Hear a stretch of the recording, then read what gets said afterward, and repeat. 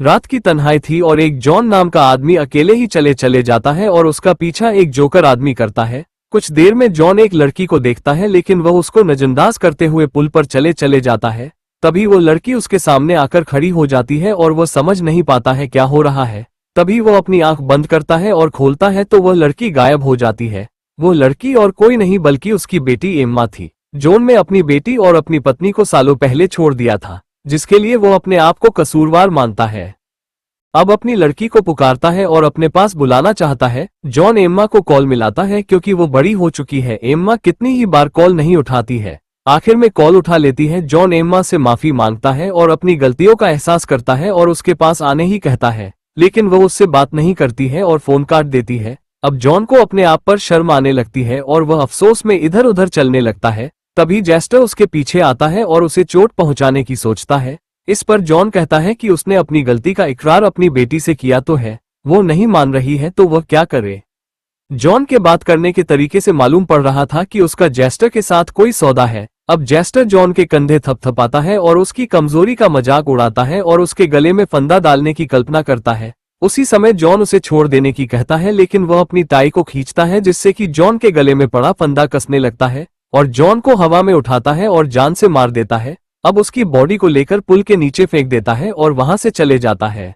अगले दिन जॉन का अंतिम संस्कार होता है जहां लोग समझते हैं कि उसने आत्महत्या कर ली है। वही एम्मा भी आती है और अपनी सौतेली बहन जसलीन के गले मिलती है। थोड़ी देर बाद एम्मा की मां का कॉल आता है और पूछती है अंतिम संस्कार कैसा रहा। कॉल के बीच में ही एम्मा जॉन के ताबूत के पास जेस्टर को नाचता देखती है। वो नजर दूसरी तरफ करती है और फिर से ताबूत की तरफ करती है तो जेस्टर गायब होता है। इसको नजरअंदाज करके वहां से जाने लगती है, इससे बेखबर कि जेस्टर उसको छिपकर देख रहा था। अब आगे जिमी और पॉल दो कब्र खोदने वाले जॉन को दफनाने लगते हैं। जेस्टर को बाहर जाने की कहते हैं कि अंतिम संस्कार खत्म हो गया है, लेकिन जेस्टर नहीं जाता है बल्कि जॉन के ताबूत पर अपने पैर रख देता है। ये देखते ही जिम्मी गुस्सा होते हुए जेस्टर को पुलिस को बुलाने की धमकी देता है।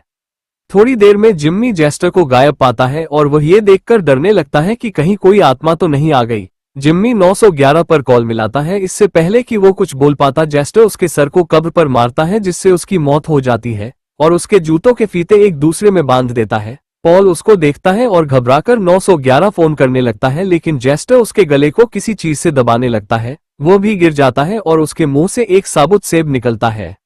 अगली रात एम्मा जसलीन से मिलने जाती है क्योंकि जॉन के अंतिम संस्कार में वो दोनों बहनें करीब आ गई थी। अब रिश्ते को सुधारना चाहती है। एक बार में बैठी है और बात नोट से शुरू होती है और कुछ बियर की बोतल पीने के बाद एक दूसरे में घुल मिल जाती है और आपस में हंसी मजाक करने लगते हैं। लेकिन मामला तब सीरियस हो जाता है जब जसलीन अपनी एक फोटो जॉन के साथ एम्मा को दिखाती है।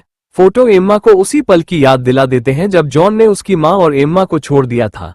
एम्मा की मां का दिल टूट गया था। एम्मा अचानक चिल्लाने लगती है कि वह अपने पिता से हमेशा नफरत करती थी क्योंकि उसने एम्मा को और उसकी मां को छोड़कर एक दूसरी औरत से शादी कर ली थी और उससे बच्ची भी पैदा कर ली। एम्मा को जो बात सबसे ज्यादा दुख दे रही थी वह ये कि जॉन है एम्मा से ज्यादा जसलीन से प्यार करता था।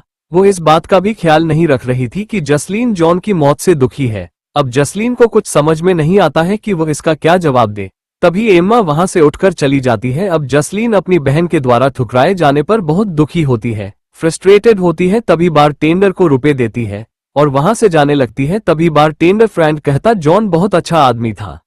उधर एम्मी घर जा रही होती है तो उसे रास्ते में जेस्टर मिलता है और उसे जादुई कार्ड चुनने की कहता है। एम्मा उसे नजरअंदाज कर देती है क्योंकि वह समझती है कोई जोकर है जो अजीब ड्रेस पहनकर फिर रहा है और फिर से जाने लगती है। जेस्टर अचानक उसके सामने आ जाता है, फिर से जादुई कार्ड चुनने की कहता है। इस बार एम्मा डर जाती है और एक स्टोर के अंदर भागती है और वहां से जेस्टर को देखने लगती है। तभी स्टोर में एक सेल्समैन समझता है कि जेस्टर एम्मा को चाहता है। अब सेल्समैन एम्मा को छेड़ने लगता है। तभी सेल्समैन एम्मा को बाहर जाने की कहता है लेकिन एम्मा मना कर देती है।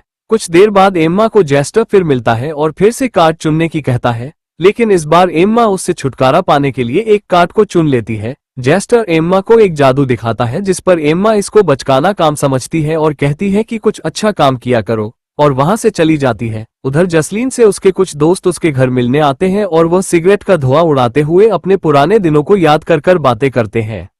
जसलीन को अच्छा महसूस नहीं होता है जबकि उसकी फ्रेंड लेक्सी पूछती है कि क्या वो फेस्टिवल में जाएगी। जसलीन बताती है वो हमेशा अपने पिताजी के साथ उस फेस्टिवल में जाया करती थी। क्योंकि उसके पिता अब इस दुनिया में नहीं है, लेकिन उसे ऐसा महसूस होता है कि उसके पिताजी उसी के साथ हैं जबकि वह मर चुके हैं। इस पर लियाम कहता है कि भूत प्रेत कुछ नहीं होते हैं, क्योंकि इंसानों को इस वजह से दिखते हैं क्योंकि वह भूतों में विश्वास रखते हैं। जसलीन सुनकर और घबरा जाती है। अब जल्दी से अपने पिता के कमरे में जाती है जहां उनकी यादें बसी है और वह अपने और पिताजी के फोटो को देखने लगती है। अचानक जॉन का भूत कमरे में आ जाता है और फोटो में से दोनों गायब हो जाते हैं। उसमें जॉन दिखने लगता है। इससे जसलीन और ज्यादा घबरा जाती है और उसे भूतों की बातों पर विश्वास होने लगता है। वो डिसाइड करती है कि वह अकेले घर में नहीं रहेगी और दोस्तों के साथ फेस्टिवल में जाने का फैसला कर लेती है। उधर जेस्टर अभी भी एम्मा का पीछा कर रहा था और जेस्टर उसकी शराब की बोतल को तोड़ देता है और कुछ कांच उठाने लगता है। ये देखकर एम्मा समझती है कि जेस्टर उसे मार देगा और उसे चुनौती देती है कि अगर हिम्मत है तो उसे मारे,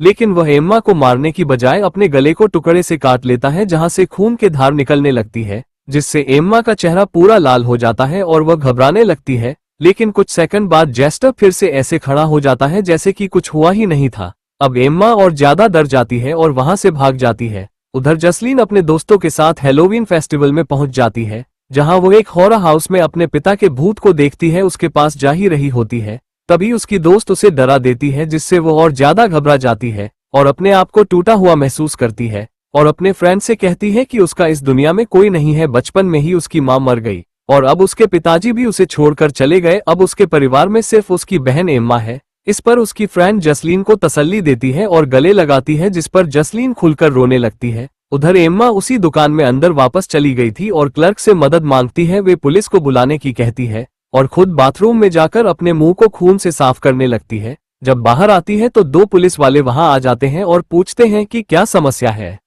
एम्मा बताती है कि जेस्टर ने अपने आप को खत्म कर लिया और थोड़ी देर में वो जिंदा होकर खड़ा हो गया। इस पर पुलिस वाले हंसते हुए कहते हैं कि वह हैलोवीन की शरारत होगी और पूछते हैं कि क्या वह नशे में था। उसी समय जेस्टर स्टोर में आता है और उनके सामने खड़ा हो जाता है।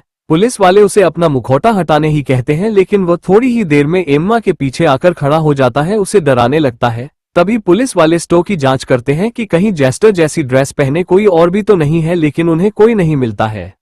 अब जेस्टर हथकड़ी निकालता है और अपने हाथों में बांध लेता है। वो थोड़ी देर में अपने हाथों से निकालकर पुलिस वालों को बांध देता है, जिससे उनका ध्यान भटक जाता है और उसका फायदा उठाकर जेस्टर अपनी टोपी उतारकर एक पुलिस वाले के ऊपर रख देता है। जैसे ही उसके ऊपर से टोपी उठाता है वो पुलिस वाला गायब होता है। ये देखते ही क्लर्क डरकर वहां से भागने लगता है और साथ ही एम्मा भी भागने की कोशिश करती है और ठोकर लगकर गिर जाती है और बेहोश हो जाती है। पुलिस वाले अपनी हथकड़ी खोलने की कोशिश करते हैं और जेस्टर से चाबी मांगते हैं। तभी एक पुलिस वाला जेस्टर पर गोली चलाता है, लेकिन जेस्टर गोली पकड़ लेता है और उसे फेंक देता है।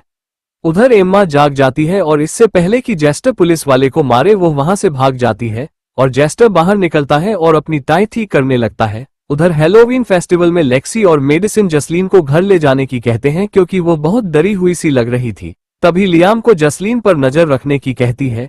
इस बीच जसलीन को अपने पिता का भूत फिर से दिखने लगता है, जो कि छोटी जसलीन से बात कर रहा होता है। वो उसके पास चल देती है। उधर जेस्टर लियाम के पास बैठ जाता है और कप प्लेट के जादू से उसका ध्यान भटकाता है।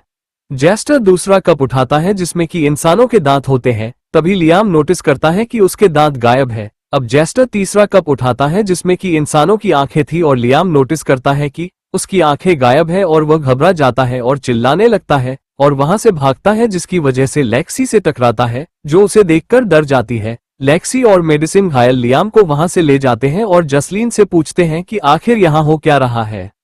जेस्टर पीछे दिखाई देता है और छड़ी से लेक्सी के पैर को तोड़ देता है, जिसको देखकर मेडिसिन मदद के लिए चिल्लाती है तो वो उसकी आवाज को बंद कर देता है। अब जसलीन जेस्टर से विनती करती है कि वह जैसा कहेगा वह वैसा करेगी, लेकिन वह उसके दोस्तों को छोड़ दे और यहाँ से जाने दे। वही एम्मा भागते हुए किसी दूर जगह पर पहुंच जाती है और वहां से अपनी मां को कॉल मिलाती है और सारी घटना के बारे में बताती है। उधर से उसकी मां फोन पर हंसते हुए कहती है कि क्या वो उस जेस्टर से डरती है।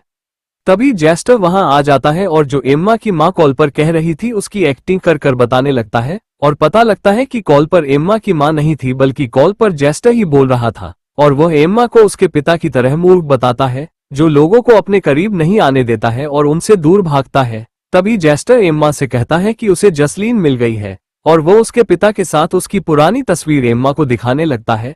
अब जेस्टर एम्मा की अपनी बहन से दूरी बनाए रखने की आलोचना करता है वैसे ही जैसे कि उसके पिता ने एम्मा को बचपन में अपनी जिंदगी से दूर कर दिया था। ये सुनते ही एम्मा फिक्र में पड़ जाती है। अब एम्मा बोलना शुरू करती है और जेस्टर से पूछती है कि क्या उसने उसकी बहन के साथ कुछ बुरा किया है। इस पर जेस्टर कहता है कि एम्मा के पास दो ऑप्शन है, पहला वो शहर छोड़ दे और अपनी बहन से दूर चली जाए, जैसे उसके पिता ने उसको बचपन में छोड़ दिया था। अगर वह ऐसा करती है तो वो उसे परेशान नहीं करेगा और जसलीन मर जाएगी। और दूसरा ये है कि वो शहर में रुक जाए और जेस्टर के साथ खेल खेले और अपनी बहन को बचाने की कोशिश करे। एम्मा दूसरा ऑप्शन चुनती और अपनी बहन को बचाने के लिए तैयार हो जाती है। ये सुनते ही जेस्टर एम्मा की तारीफ करता है। उसके बाद एम्मा अपने पिता के भूत को उसी पुल पर देखती है जहां उनकी मौत हुई थी और जेस्टर उनसे बात करने ही कहता है। वो जल्दी से दौड़कर जाती है और अपने पिता से माफी मांगती है और कहती है कि जब उनको उसकी बहुत जरूरत थी वो उनके काम नहीं आए। जॉन एम्मा को डांटता है और कहता है कि उसने उस रात जॉन से बात करने से इनकार कर दिया था। अब एम्मा अपने आप को दोषी महसूस करती है और घुटनों के बल बैठकर रोने लगती है। तभी जॉन उसके गले में फंदा डालता है और अपनी मौत का जिम्मेदार मानता है। इससे पहले कि वो पुल से गिरे अपने आप को एक अंधेरे कब्रिस्तान में पाती है जहां उसकी मुलाकात की युवा जसलीन से होती है, जो खो गई और अपने पिता को कब्रिस्तान में ढूंढ रही है। तभी जॉन एक छोटे से घर में दिखाई देता है और जसलीन को अपने साथ ले जाता है। एम्मा देख रही थी, तभी जेस्टर उसे घर के अंदर आने के लिए कहता है। एम्मा अंदर जाती है और वहां जॉन और जसलीन को मस्ती करते हुए देखती है। जॉन एम्मा को देखकर कहता है कि यह बोझ है और अपनी मौत का जिम्मेदार बताता है और उठकर अपने छाती में चाकू घोंप लेता है। एम्मा डर जाती है और वाकई अपने पिता की मौत का जिम्मेदार अपने आप को मानती है। तभी जसलीन आगे आती है और कहती है कि वही उसके पिता की मौत की जिम्मेदार है और कहती है कि वो किसी के साथ अच्छे संबंध नहीं रखती है क्योंकि उसे संबंध निभाने आते ही नहीं है। और वो एम्मा के दुख को दूर करने के लिए अपने पिता के चाकू को निकालती है और देकर खुद को मारने की कहती है। तभी जसलीन का लहजा बदल जाता है और वो एम्मा से जागने की कहती है। वो समझ जाती है कि ये जेस्टर का जाल है। वो चाहता है कि एम्मा आत्महत्या कर ले। वो जसलीन में चाकू मार देती है। एम्मा रियल में आते ही जसलीन में चाकू मार देती है और घायल जसलीन बताती है कि वो तो पूरे समय सो रही थी और पता चलता है कि जेस्टर ने एम्मा को भ्रम में डाल दिया था। एम्मा जेस्टर पर ब्लेम लगाते हुए कितनी ही बार उसे चाकू मारती है और कहती है कि वो एम्मा के साथ कुछ भी करे लेकिन उसकी बहन जसलीन के साथ कुछ नहीं करेगा और अपनी घायल बहन की देखभाल करने लगती है। जेस्टर उन दोनों बहनों को छोड़ देता है। कुछ दिनों बाद एम्मा कब्रिस्तान अपने पिताजी की कब्र पर जाती है और उनसे माफी मांगती है और उसे एहसास होता है कि उस रात उसे अपने पिताजी से बात करनी चाहिए थी। और यहाँ ये भी पता लगता है कि वो जेस्टर को अपने पिता की आंतरिक बीमारी के तौर पर जानती है क्योंकि उसने बचपन में उसकी माँ और एम्मा को छोड़ दिया था और यह बीमारी एम्मा को विरासत में मिली है। इसलिए वह अपनी बहन से कभी अच्छे संबंध नहीं बना पाए। वो डिसाइड करती है कि वह इस बीमारी को अपने ऊपर हावी नहीं होने देगी और सबके साथ अच्छे संबंध बनाएगी। इसी वजह से जेस्टर उसको परेशान नहीं करता है और वहां खड़ा रहता है क्योंकि एम्मा अच्छी मुस्कान के साथ कब्रिस्तान से बाहर चली जाती है। मालूम पड़ता है कि जेस्टर उनको परेशान करता है जो कि अपने रिश्ते नहीं निभाते हैं और अपनों से अच्छा व्यवहार नहीं करते हैं।